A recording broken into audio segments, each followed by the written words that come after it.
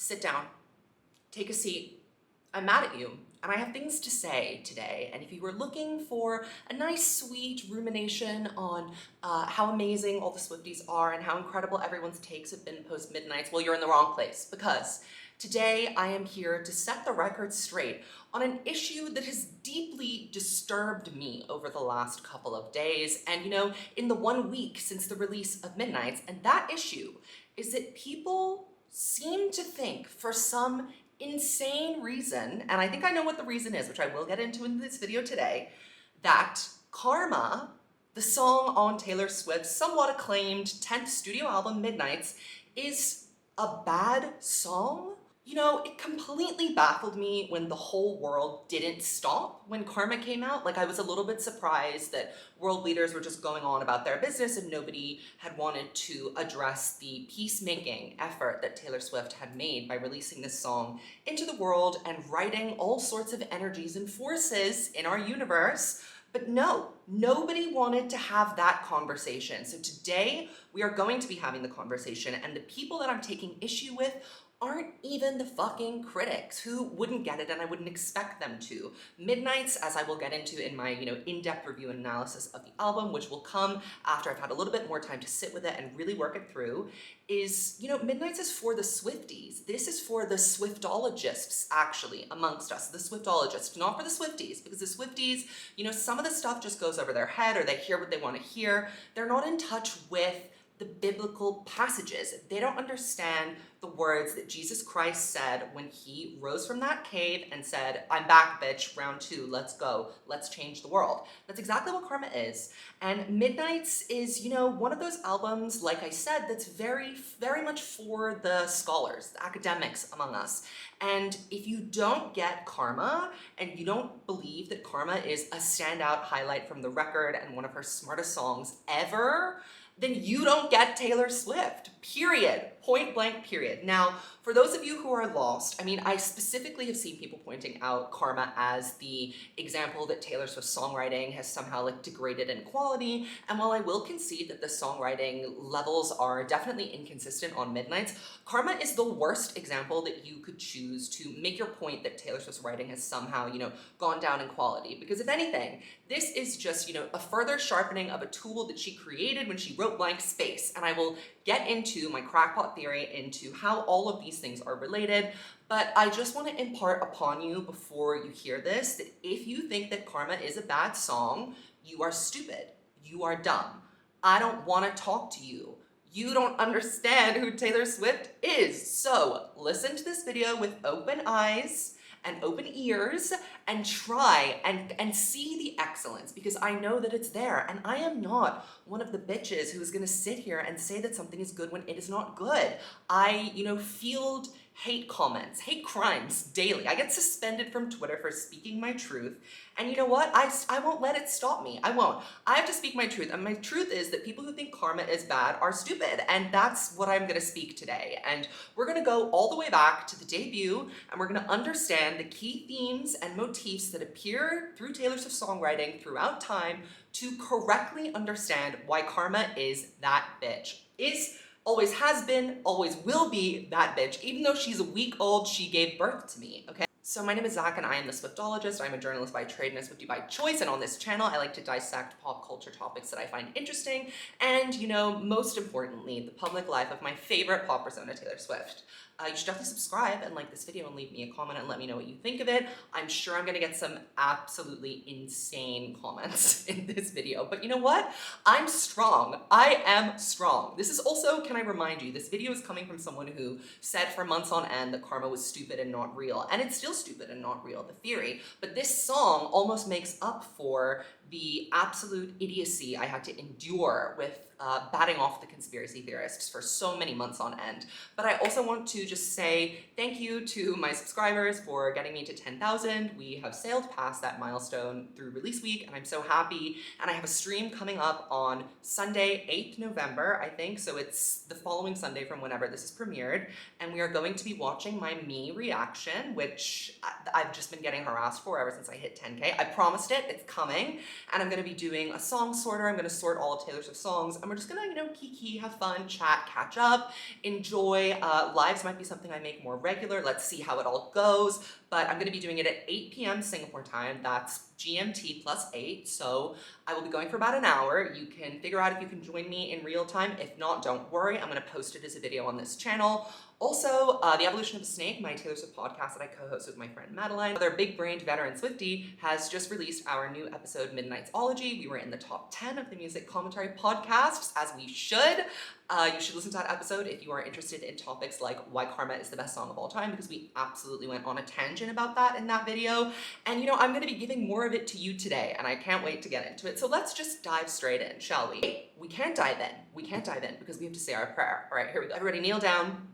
Dear Lord, I wish that Scott Borchetta and Scooter Braun have, really terrible days today. I hope that something bad, but not catastrophic because we don't want to be evil. We hope that something really inconvenient and terrible-ish happens to them today, and that Taylor Swift continues to prosper, and that the whole world will eventually realize that Karma is her boyfriend. Amen. To understand Karma, we have to understand the songwriting mechanisms of Taylor Swift. So, what are the central tenets in her writing? These themes that we return to over and over that animate and run through her very long, storied, and diverse body of work. I would say there are two main ones and a third counterpart. So the two main ones are fate and karma.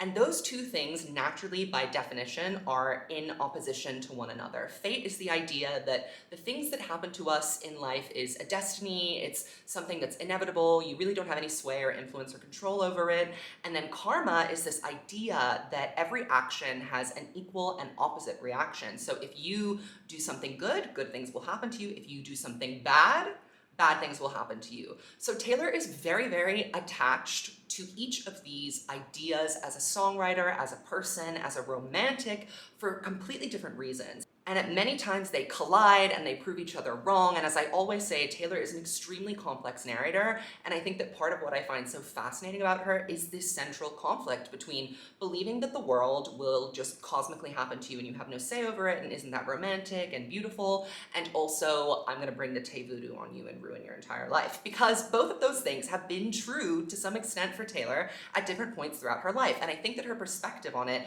has definitely matured and grown and developed and reached a point on Midnights where we can have a song like Karma that is so deeply witty and satirical and self-referential in a way that people with small brains that have not been following Taylor Swift's career in real time for a number of years might not miss. And before I get too mean about you guys that aren't getting it, I'll give you the opportunity to understand. So let's go through it. And to kind of bounce off of that a little bit, her most clever work, like her truly big-brained, galaxy-brained moments, are when she takes these ideas of karma and fate and adds in a meta-commentary on how she is being perceived by the public.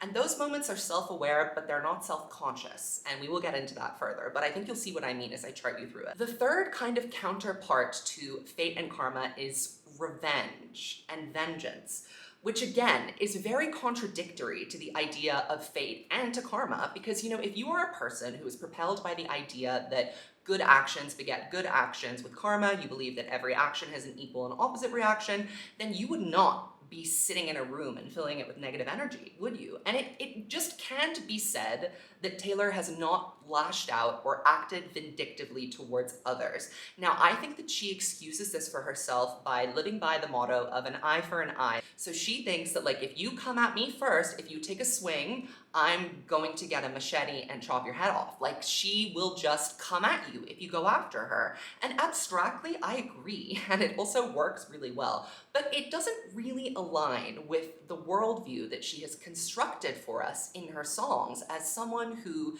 really tries to always operate from a place of moral righteousness or goodness. She said this in Miss Americana. She's always tried to be a good girl. And I think that she often confuses good with should. She confuses the right thing to do with how she believes someone should conduct themselves in any given situation. Whether or not that's objectively right or wrong or good or bad is kind of immaterial, because the arbiter of morality in Taylor Swift's world is Taylor Swift. She decides what's good and what's bad. By following her logic, karma should not really always work in her favor, because she's not always being a perfect angel princess that is not unleashing any sort of negative energy into this world, because she definitely has her moments. And why don't we start with those moments? Let's start with the songs that she's written that have centered around revenge. And also, I want to bring up, at this point, the Tay Voodoo. Now, the Tay Voodoo is a mystical energy that works in this world to avenge Taylor Swift by completely destroying, derailing, sidetracking, or otherwise plaguing those who speak out against her. Every tongue that rises against Taylor Swift shall fall, and boy, do they. And we have examples of this in her songs. So why don't we just get into the first kind of vengeance-y revenge song that I can think of very, very clearly in the discography, which is Should Have Said No. And this goes back to that idea that she's the moral arbiter of the universe, you know, like, you should have done this, you shouldn't have done that, you had something good and now it's gone. And she does her usual thing where she taunts in her songs. She says, you know, before I leave you hanging because you're such a fucking dumb idiot to cheat on me, perfect girl, I just need to ask you this. Was it worth it? Was she worth it? And I mean, your blood runs cold when you hear that. Can you imagine Taylor Swift coming up to you with her crystal guitar and her ringlets, ready to bash you over the head saying, was it worth it? The answer is no. The answer is no. Nothing is worth the Tay Voodoo, okay? Because even if it doesn't hit in the moment, it comes back. It is a full circle. It will come back to bite you somehow. And for some people, you know, it just gets them, knocks them straight off their feet and they never recover. And that is what happens in my next example of Tay Voodoo and revenge. Mean on Speak Now. So this is her third record. Now, Mean is kind of a funny song to me because it has so many different things of these central tenets that I've been mentioning, like very animating themes that run throughout Taylor's work, all in one song. So first of all, we have Bob Lesfetz, who she wrote this about. He is a critic who criticized her extensively to an obsessive degree. Like, honestly, he was very weird, and he was like a 30, 40-year-old man criticizing an 18-year-old girl relentlessly, like really going out of his way, beyond the due diligence of like any regular critic. He just wanted to expose Taylor as this untalented hack that did not deserve any of the massive success that she was enjoying. And after he made a particularly nasty article about her performance at the 2010 Grammys, which was awful, to be fair, she wrote a song called Mean, where she, you know, paints herself in a victim narrative, which is something that she is wont to do, you know, as the injured party. This is where the karma starts. Someone injures her, someone does something negative to her, and she, you know, has to initiate that opposite reaction. The world can't just bring it about sometimes. She's gotta, you know, strike the match. So Mean is like interesting because it's at once this sweet aspirational moment of this like insecure artist who deep down knows that she has something real and solid and she's about to take off, but also it is an attack on another human being because, you know, there's that, it would be very easy for Taylor to paint herself as the injured party without any sort of revenge theme coming up in this song at all. Like just saying, you know, someday I'll be living in a big old city, all you're ever gonna be is mean. You know, you could have left it there. You could have just left it there because that's kind of, that says enough, like you're nothing. All you can think of to do is to criticize other people and I'm just living my life and winning Grammys. Like, honestly, I'm on to better things, but no, she didn't stop there. She had to get in a personal jab. And the personal jab was, you know, in the middle of her lamenting how mean he is, how unnecessarily rude and awful he is to her, she, you know, takes pains to paint a scenario where this man is sitting alone in a bar, talking about her not being able to sing, and she calls him mean, pathetic, a liar, and alone in life forever. And I think it was kind of a sentence that she wished upon him. Bob Lesfetz has not really been a notable critic since he came after Taylor Swift. He's still coming for her to this day, by the way, with his irrelevant newsletter and his irrelevant podcast, that The Evolution of a Snake. My podcast frequently outranks on the charts, just FYI, humble brag. So it's interesting because not only does she want Bob Lesfetz to feel bad about what he did to her, you know, she wants to shame him, like, how dare you? She also wants him to witness that she is completely living her best life and is very unbothered by this. And whenever Taylor tries to paint herself as unbothered, it's important to remember that she is perpetually bothered. That's just part of her personality. We love her for it, honestly. But yes, so this is kind of what she was trying to do in this song, was to paint herself as a victim, also to show that she was the injured party, and then also give herself a pass to like be mean to someone because they did it to her first. It's kind of a schoolyard mentality, but It's riveting. And that idea of all you're ever gonna be is alone, pathetic, a liar, is kind of the thesis of the song Karma. You know, if you're mean to her, Karma is her boyfriend. But you know, we're not there yet. I'm still going through the history books. Up next is Better Than Revenge. I mean, you know, we all put our headphones on and we say better than revenge on, feminism off, and we just go the fuck off. But to be honest, this was a crazy song. This was really a crazy song. I mean, for someone who really did not enjoy being slut-shamed by the general public, she had no problem getting on the horn and calling Camille Bell a whore. That was a pleasurable activity for her. She enjoyed it, actually. In general, this is, again, interesting as a contradiction, making Taylor Swift a complex narrator, because believers in karma really should not be calling other women whores in songs. They just should. That's not good karma to, you know, kind of out of pocket attack someone for really no apparent reason. I mean, it's not a good look, let's say. But hear the menacing tone in her voice, how serious she is about the fact that there is nothing she does better than revenge. There is that haunting moment at the end of the song where she issues a warning and a threat to Joe Jonas and this woman where she says, "Do you still feel like you know what you're doing?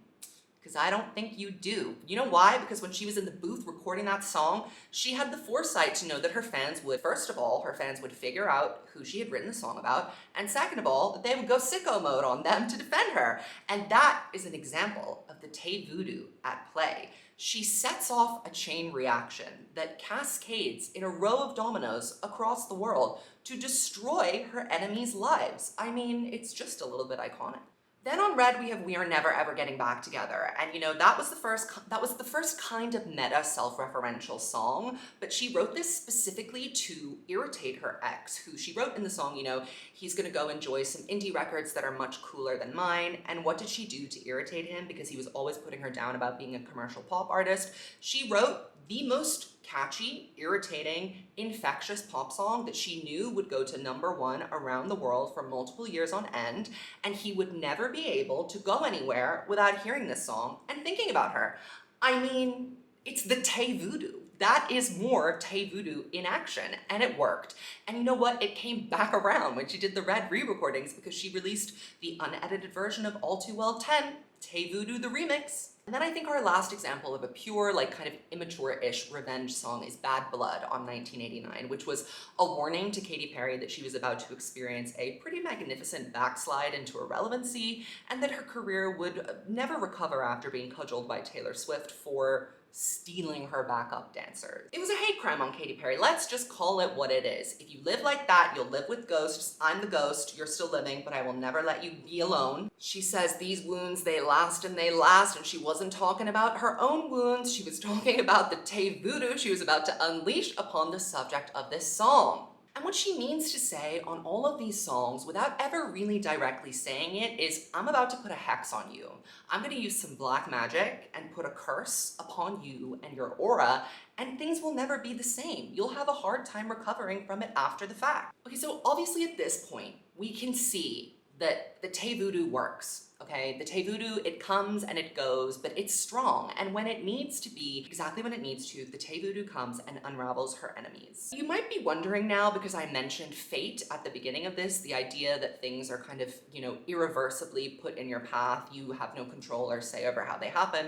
How does the notion of Tay voodoo, something that she initiates and controls, how does that work with fate? How does Taylor in her brain reconcile owning the Tay voodoo, the most powerful energetic force in the world, and also being obsessed with the idea that random things happen, and isn't that beautiful but also terrifying, and I want to write about it until the end of time? Well, my answer to you is that the only force that's stronger than Tay voodoo and the desire to seek revenge in her life is her romantic, wide-eyed, optimistic approach to love. She's a romantic at heart, and fate is a huge part of being a romantic and writing about romance and falling in love and creating narratives where you try and make sense of the ways in which people hurt you, inspire you, and change your life. So sometimes, you know, when relationships and things break down, we aren't really able to explain it in a way that makes sense. Like, there are all those cliche sayings like right person, wrong time, or, you know, I just wish you were a better man, as Taylor Swift would say, if you were better, then we could be together and it would be perfect. All of these would've, could've, should've situations that happen. So oftentimes, to paint the story of how a relationship fell apart, I think it makes sense as a narrative device for all of us in our heads, because we tell ourselves stories in order to live. That's a quote from my favorite writer, Joan Didion. Otherwise, life truly just seems really meaningless and random and we have no reason for anything. So to outsource, you know, or abdicate some responsibility from the breakdown of a relationship, Taylor will often invoke matters of fate or, you know, things that she couldn't anticipate or predict that got in the way of a perfect union with someone that she really cared about or loved or did something wrong to her. And this part is very compelling and appealing to her because there's a dangerous element to it, a what if, a what's going to happen. And you know, Taylor has a very premeditated life. She moves in a way that is extremely calculated, for lack of a better word. And I think love is so interesting to her because it's one of the only things that she has very little control over. Not that she doesn't try to exert control over it, but the fact that she can't quite get to terms with it is what makes her such a relentlessly hungry chronicler of heartbreak and emotional breakdowns and romantic situationships. And this happens as early as on Speak Now. In The Story of Us, when she's writing about, you know, what happened with John Mayer, she says that the whole start of the breakdown of the relationship was a twist of fate. As simple as that. It was neither one person's fault nor another person's fault, although, you know, I think we can say whose fault it was for sure in hindsight. But at that moment, to her, it was an outside force that came and corrupted something that was good, and she was tired of being interrupted by fate, and she wanted to lay down her weapons and just, you know, get back to enjoying each other's company. Red, I think, is the album where we can most clearly see her fixation on fate, and it also shows her maturing perspective towards romantic relationships and personal responsibility in fate, revenge, karma, circumstance, all of those juicy things. Red is an album about how fate can fill you with the brightest, most insanely emotive experiences, but it can break you down to your lowest point. As she said, all of those emotions are red. The good ones, the bad ones, the spectrum runs the gamut, but they are all animating experiences. And as she's gotten older and more mature as a writer, I think she has kind of given in a little bit more to that idea that, you know, well, shit happens and I can't control it every single time. But what she learned from fate, I think, is that she has a strong intuition, a sense that something bad is going to happen, or that she's going down a path that is not good for her, or that bad things may happen to other people as a result of what they do to her. So that's kind of her more mature evolution of Tay Voodoo is what I'm trying to say. State of Grace as a mission statement for this album totally sets up her relationship to fate. She says, I never saw you coming and I'll never be the same. And also, we learn to live with the pain with our mosaic broken hearts. But still, her nose for the right course of action, this animating sense of doing good or of acting well and not deserving bad things to come back to you and putting out good karma, comes back at the end of State of Grace because she issues a warning. Again, in a slightly menacing, threatening Taylor Swift way, she says, you know, love is a ruthless game unless you play it good and right. She's saying to her partner, look, listen, we can do it the easy way or we can do it the hard way. Which one? Which one do you want to do? Because baby, I can do both. If you treat me like shit, watch and see exactly what will happen to you. And isn't Red a case study in what happens when you do not play that ruthless game of love in a, you know, a good and fair way? I think it is. You can also see a little bit more of fate and happenstance and everything has changed. All I know is we said hello, dust off your highest hopes. All I know is everything has changed in that one instant, that one, because everything has changed is about the beginning of a new relationship, right? So she knows straight off the bat from meeting this person, whoever it may be, I have my theories, that this is going to change her life. It's going to alter the course of her existence. Everything is different now than it was before I met you. But as much as Red is about, you know, the romantic side of fate and how it can lead you to things that you've never experienced before, it's also about what happens when you lose yourself in a chain of actions and reactions that you suddenly check out of mentally. When you ignore your gut feelings and your intuition and you pursue something that you know is bad for you, that is also what Red is about. And we have a couple of songs on this album that are about that, that still manage to accuse while also taking some personal responsibility. I think a very inward and reflective example of that is Treacherous, a beautiful song about, you know, all we are is skin and bones, trained to get along, knowing that this is not going to end well, but I am hungry to experience whatever fate has in store for me.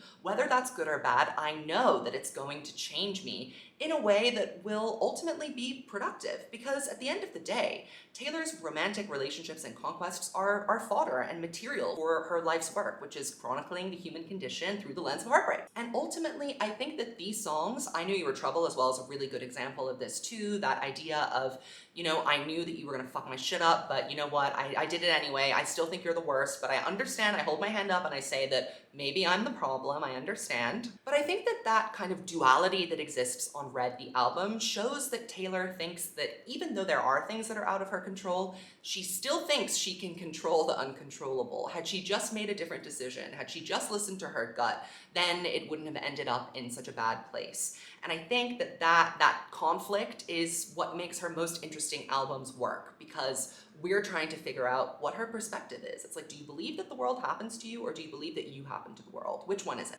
And moving on to 1989, she's still really animated by twists and turns of fate. And she has this idea, I think, that emerges over and over in 1989, that what's happened in the past is locked behind a door. You can't change it. You can't go back and, readjust the canon. What you did is what you did, and you get what you get, and you don't get upset. I think we see this in songs like All You Had to Do Was Stay and I Wish You Would, where literally the answer to fix the problem that she's in with this person she's talking about is, literally all you had to do was just continue going the way that we were, but you violated the rules of the agreement, and now I'm rescinding access to my life. So thank you very much and goodbye. And Wildest Dreams is a really interesting song on 1989 about fate, because it shows that she has this near clairvoyant intuition where deep in her heart, even when she's fronting to the world that she thinks she's making a good choice, she knows that something is wrong and something is off. And I think a lot of us figure that out in hindsight, but I really have a strong sensation that Taylor knows in the moment when she's making a decision that she's going to regret pretty much instantly and right off the bat. And Wildest Dreams is a good example of that. She's having this amazing, seductive, sexy time, but she knows that it's going to burn down and it's going to end up being a pretty ragged memory in her brain. And that this person is also not going to think of her very fondly, because she knows herself. She knows that when she ends something with a person, it usually doesn't really end on the best term. And as she gets older, post-1989, she realizes that the forces in the world that are destructive really truly cannot be avoided. There are things that are completely out of her control. There is no kind of like being able to dream up a scenario in which things were different or things could have been changed. And we see this very clearly on Reputation with Dancing with Our Hands Tied. That's an example of her realizing that there are things and forces in this world that she literally, no matter how hard she tries, are completely out of her control. She was kind of convinced for a period of time that her relationship with Joe was just going to fall victim to the way all her other relationships were infiltrated and ruined by exposed media attention that really was invasive and over the top. Even on Lover, we are still dealing with the idea of fate, and that there are things in Taylor's life that spin out of control that she can't get a grasp on. Soon You'll Get Better is a really good example of how no matter how rich and famous you are or how much access you have to the best resources in the world, like, you can't control someone's health. You can't control whether your loved ones are going to be around for as long as you want them to. These are things that Taylor grapples with as she gets older and more mature and starts to see the world in a less binary black and white way. Then on Folklore, we have a really interesting meditation and pause where she gets to, in the pandemic, sit back and create in a way that she'd never created before. And I think, that led her down memory lane, and she wrote these beautiful songs like Invisible String that literally laid up her entire approach to life, how every mistake, every bait and switch was a work of art, as she says on Willow, how every little thing, ends up in hindsight linking together to form a perfect path to the exact beautiful happiness where she is right now. But fate is still complicated for Taylor, even on Folklore. It's not all peaches and beautiful bunny rabbits. The opening song to Folklore, is a meditation on what happens when fate deals you the wrong hand, when you get taken off course and you are left to wonder forever about the person that was the one that got away. The person who might definitely show up to your wedding and protest your nuptials, or the person that you're always thinking about and coming back to, the person that you remember. Do you know what I'm talking about here? The idea of connections being missed because of outside forces really halting the progress of your life, I suppose. And we see that in Technicolor detail on Evermore in Right Where You Left Me. We get such a vivid image of how one random event can change the course of your life or stop you completely in your tracks and take your breath away. Which brings us, forgive this extremely winding road, all the way to Midnights. which we still are dealing with fate on this record. Now, we're definitely dealing and leaning into the more kind of like dastardly doomed side of fate on this record with songs like Maroon, Question, and Midnight Rain. They are definitely propelled by that red approach to fate, that idea of loss and of roads not taken and missed connection. But we also have a good balance of her sweeter and more mature notions of fate as well, with Sweet Nothing and Labyrinth. You know, I thought the plane was going down, how'd you turn it all around?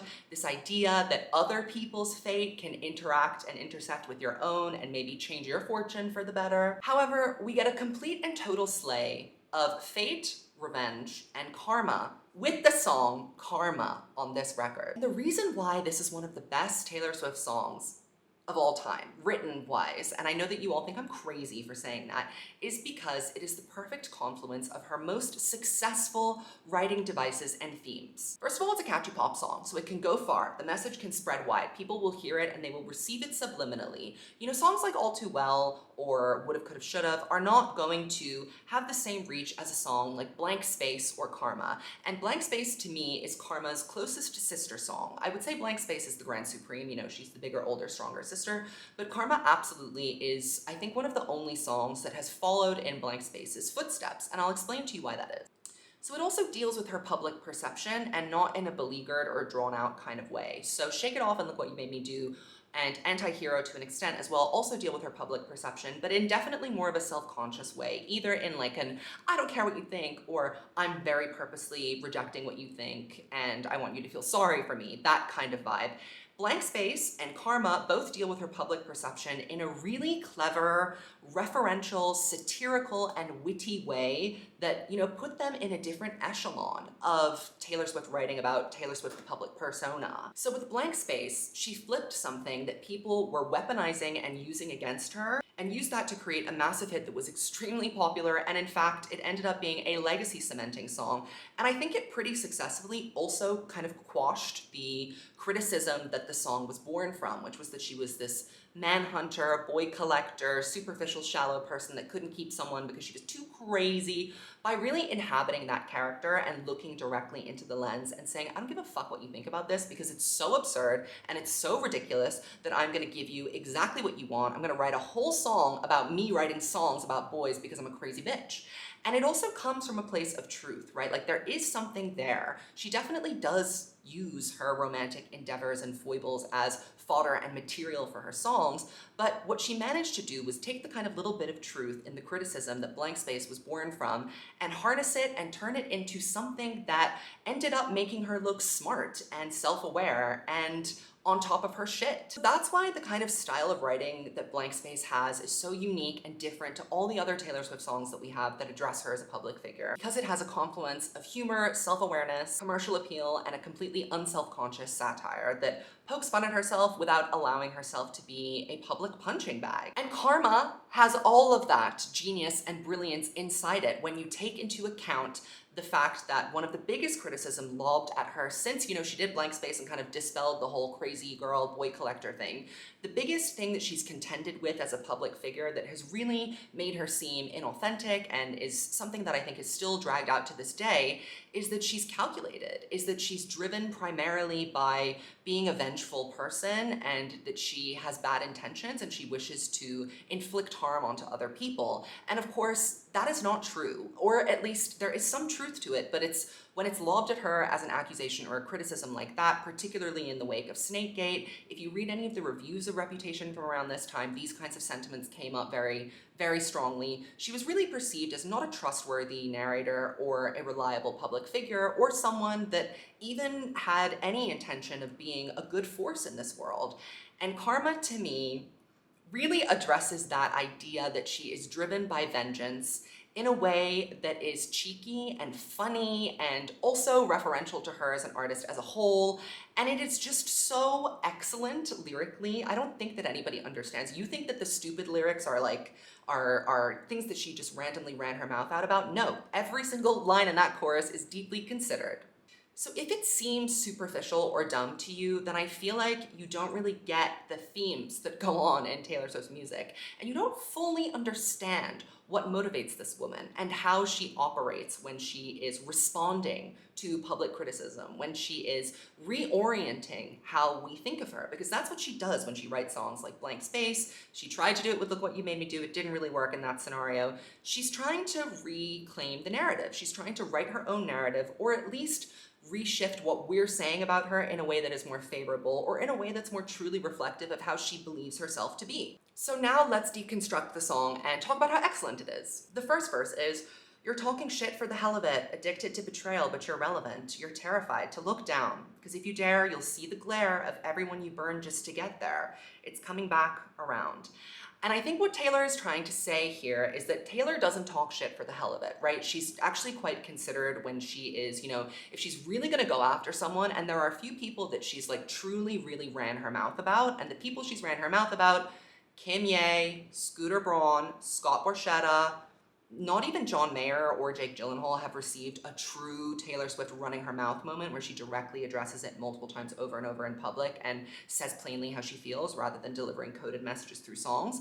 Those people that talk shit unprovoked about her, or that really go out of their way and speak out the side of her neck, they are people that, have skeletons in their closet. They have things to hide. They don't know how to conduct themselves the way that Taylor Swift does. They're not smooth operators like her. They don't know how to hide their tracks when they're doing snaky, shafty stuff. That idea of it's coming back around, survey the evidence.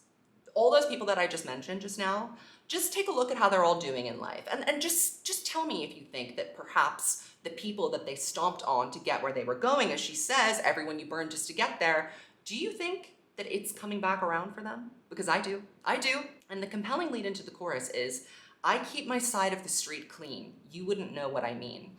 And what she means by that, again, is that Taylor really picks her battles wisely. When she truly is going to launch an affront or an attack on someone, she is pretty confident that she has the correct evidence and the right means to fully destroy them. That really is the truth of the matter. Even with the Kim Ye stuff, the reason why she lashed out so much in hindsight was because she knew that she was right, and she knew that the truth was on her side, even if she didn't have the evidence readily available to her. And so when she was vindicated all those years later, it just shows you that, she keeps her shit locked down. She keeps her side of the street clean. She's not gonna come out of her neck if she has something to hide. And in that situation, she truly did not have anything to hide. And I think that that is also, a guiding principle and moral in her life, is that she operates with Taylor really truly treats people with kindness. Not to get Harry Styles on this, but if you hear reports of people that work with her backstage, that interact with her on her tours, crew members, that kind of stuff, you never, hardly ever, I would actually say never, hear a negative report about Taylor Swift treating someone like they are less than a human being, or that they are worthless, or that she is not kind to them because she views herself as better or above them. That is really not a report that you hear from Taylor ever. And that's partly because I think she's an amazing person, but I also think that she has the foresight to force everybody to sign NDAs and just literally keep her side of the street clean. She knows that people are always looking for access and are looking for a way to criticize her, and the smallest little thing can snowball into the largest criticism and the biggest scandal. So she keeps her shit locked down. She keeps her side of the street clean. And you, the people who are currently having it all come back around to them,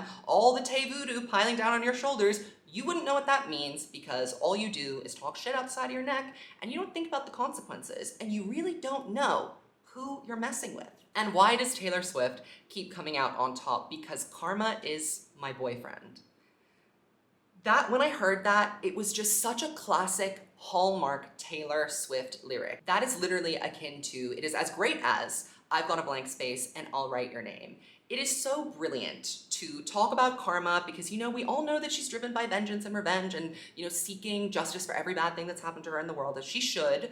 We all know that this happens. However, time Tying that with Karma is my boyfriend, I mean, the boyfriend in Taylor Swift's like cinematic universe is the center of it, right? Like it's the muse, it's what animates her work, it's what drives her to like write stories. We know Taylor Swift for writing about her boyfriends. That's pretty much her legacy. Taylor Swift writes songs about her boyfriends. So for her to say that karma, revenge, this thing you keep leveling against me is my boyfriend, being like, I'm married to it, it belongs to me, it's the theme of my life, it propels me forward, it makes me want to seek justice, is pretty brilliant. It's hilarious too. It's very funny. And I feel like I don't get why that didn't click immediately with people. Karma is a god. Karma is the breeze in my hair on the weekend. Karma is a relaxing thought. Okay, what she's trying to emphasize here, again, is the Tay voodoo. She's explaining it, she's literally Taylor-splaining Tay voodoo to those of us that don't understand. Karma is an energetic force. The ability to be knocked down because you have spoken out against Taylor Swift is something that comes so naturally, and it is so morally in tune with the way the universe should work in her brain that it is a god. It rules the world. But also, it's casual. It's the breeze in her hair on the weekend. She doesn't have to do anything to initiate this iconic chain of karmic retribution. It just happens because it is a relaxing thought to her. It makes her sleep well at night to know that karma is on her side because, as I said, she believes that whenever she lashes out, it is a direct response to something that has already been done to her. And so negative things will only continue to happen to that person or whoever it is, that entity, because they did it first. They started it. Don't start shit you can't finish. Aren't you envious that for you it's not? Gagged. She assassinated so many people with that because many people have tried to come at Taylor in this kind of way. They want to try and unleash a public backlash, a karma, if you will, onto her. Snakegate is a really good example of that. Scooter Braun's many concerted efforts to discredit Taylor's version of what happened in the Masters saga. I mean, they wish that they could have karma be a breeze through their hair on the weekend. They wish that karma could be, so inherently accessible to them that it was a relaxing thought, but they can't, because for them, it's not. And then we just get into the absurd and the ridiculous and the hilarious. It's sweet like honey. You can literally taste the villainess, the Disney villain vibe just dripping off of her tongue right there. It is iconic.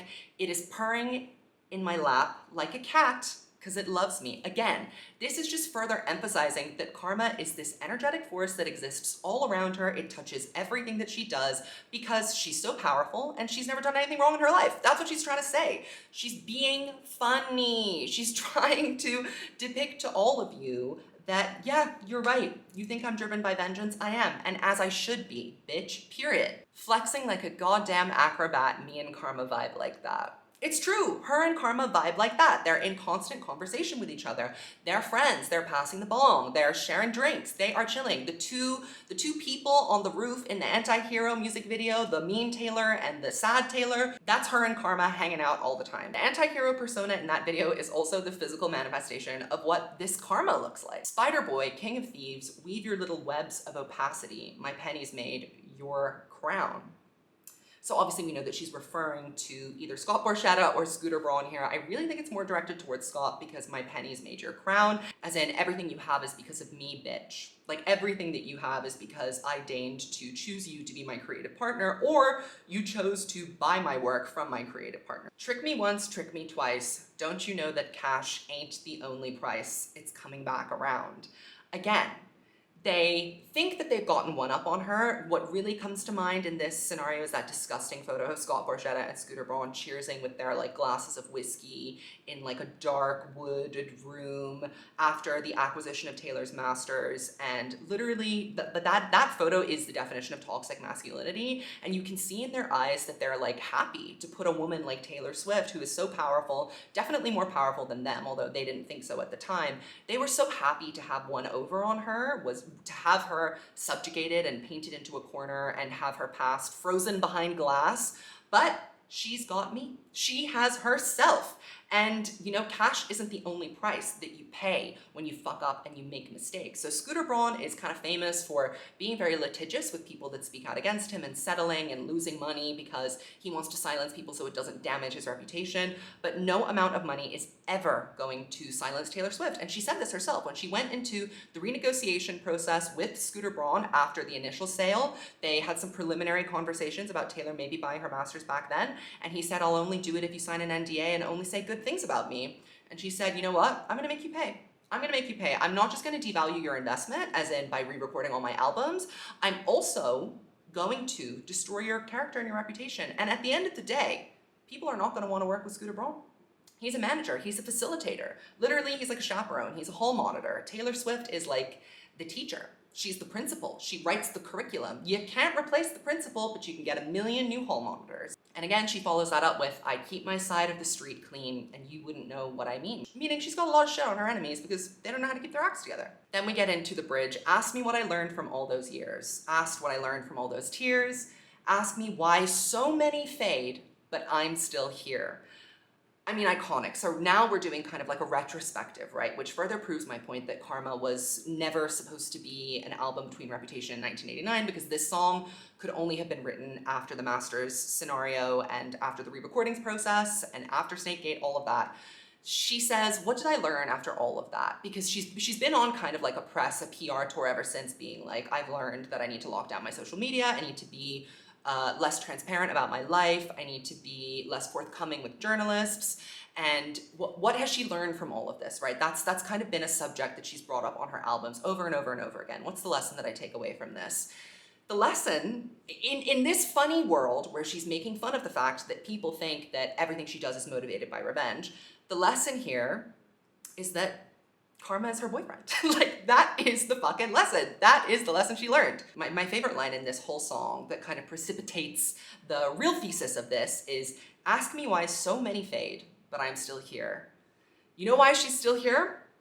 Because Karma is the thunder rattling your ground. So now she's giving us natural imagery and references, again, really hammering home that her karma is this force that's beyond all of us and more powerful and only accessible for her, and it only works, you know, on behalf of her. Rattling your ground. Karma's on your scent like a bounty hunter. She's never gonna fucking give up. Karma's gonna track you down step by step from town to town. Really makes me think of Scooter Braun trying to wash his hands of Taylor Swift's masters by selling it to Shamrock, the holdings company. You know, he's really tried to wash his hands of this scenario, but Taylor Swift is never going to stop bringing it up because Karma's on her scent like a bounty hunter. And she is hunting the bounty, which is Scooter Braun's neck on a spike. Sweet like justice. Karma is a queen, bringing in the divine feminine energy here as well. Karma takes all my friends to the summit. Karma is the guy on the screen, coming straight home to me. So I think I've successfully made my point that there are layers to this song, and it is really shrouded and cloaked in a deep, deep, knowing, witty, hilarious irony. And you guys just, if you don't get it by now after all of this, I don't know what to say. I don't know if I can call you a Swiftologist. I really don't think so. But I hope that you agree with me that Karma is that bitch. It's Blank Space's younger sister, the apprentice in training. And you know what? I'm gonna go as far as to say that it's my favorite song on Midnights. #1. I think it's hilarious. It's a bop. It's a banger. It's fun. It's funny. And I'm a Karma truther. I will never, ever, ever take that back. If you enjoyed this video, give it a thumbs up. It helps me with the algorithm. Subscribe to my channel, leave me a comment, and let me know how you felt about Karma when you first heard it, how you feel about it now. Do you agree with me that it's the greatest song of all time? If you don't, if you get it, you get it. If you don't, you don't. If you know, you know. And if you don't, then I honestly feel bad for you. But you can leave a comment and let me know why you don't think so. I will see you in my stream next week, and I have so many more videos coming up for you. It's gonna be crazy. So stay tuned.